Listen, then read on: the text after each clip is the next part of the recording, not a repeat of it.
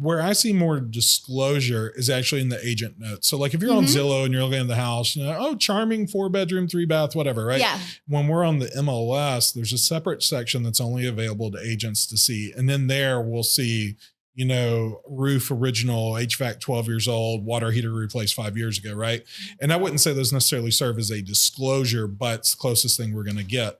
Now, something else, though, that is important is, let's say you did have one of those pre-inspections.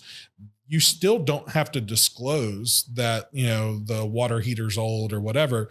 But if I ask about it as a buyer or buyer's agent, you do have to give me an honest answer. Yes. I like to call it Alabama's don't ask, don't tell policy when it comes to houses.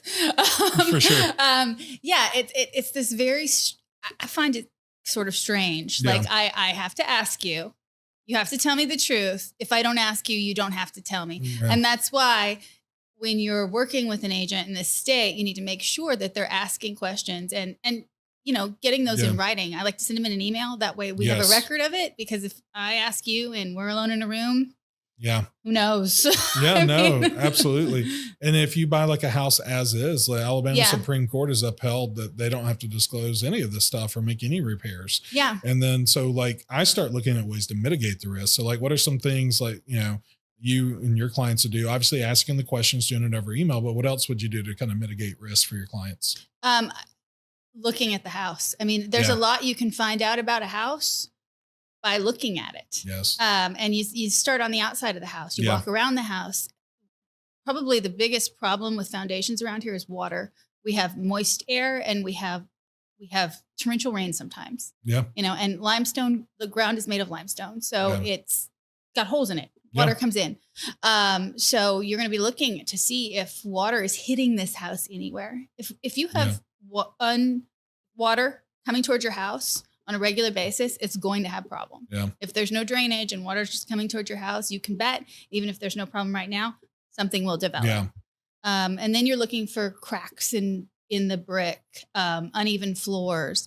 I like to have a moisture reader with me when I look at houses. That way, if, there's a lot you can see if you know how to look. Yeah. And that does mitigate risk. Yeah. And then, if a house is as is, it should be priced differently.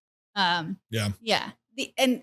we get into problems when the market gets super hot around here. Yeah. Because like in 21, people needed places to live. I mean, we have people moving here, and then it gets competitive, and then you start, throwing caution to the wind. And I just advise people, I really advise people that if you can't afford a $50,000 home repair, don't buy an as-is house. That's the bottom line. If you can afford, don't risk it if you can't lose it. Yeah, no, absolutely. Yeah. Some things I do is I focus a lot on new construction, right? Mm-hmm. So that's another exception to the buyer beware rule. Yeah. And then also you got your liability, your warranties. You're going to get to see how the house is seated on the lot. There's drainage requirements as part of the permitting and approval now versus like what it used to be 40 years ago, where an entire mountain of water could run at your house. Now they don't allow that. They've got to be sloped away. So they're, modern building techniques and materials too are really helpful. All the houses are wrapped in a Tyvek type wrap to prevent moisture penetration. Everything's sealed. So, and then, you have the warranties for the different components on the home too. Mm-hmm. So for me, that's a big way to mitigate some of the risk, So, and you mentioned earlier that having a pre-inspection for the seller in a not so hot market, like right now, we're kind of really balanced. Mm-hmm. If it's not like a super hot property, which there are properties that get 3 offers on the first weekend, it does still happen.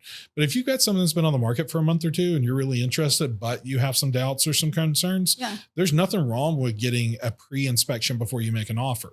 Now you're risking about $450 on that inspection. Anybody else can come and put an offer in while you're getting the inspection. But let's say you put so the inspector can usually get out there within a day or 2, right? Mm-hmm. They can usually get your report same day.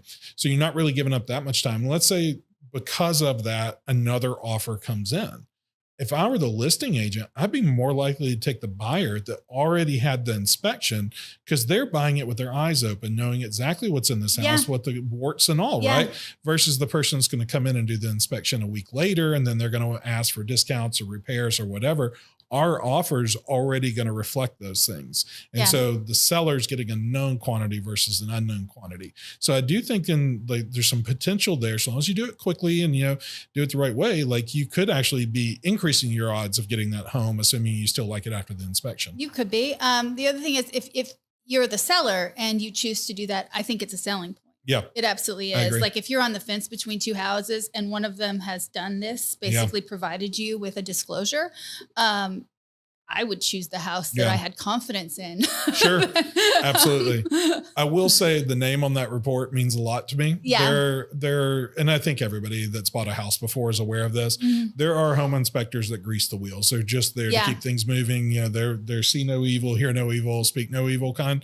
And then there are home inspectors that are like, hey, you're missing caulk around this tiny little thing, but because they're looking at that attention to detail. Yes. So I would say the name on that report. And also you mentioned being able to visually see stuff. That's a huge thing for me. Yeah. I do a lot of sight unseen for buyers. I've got 2 people right now under contract that won't see their house till they own it.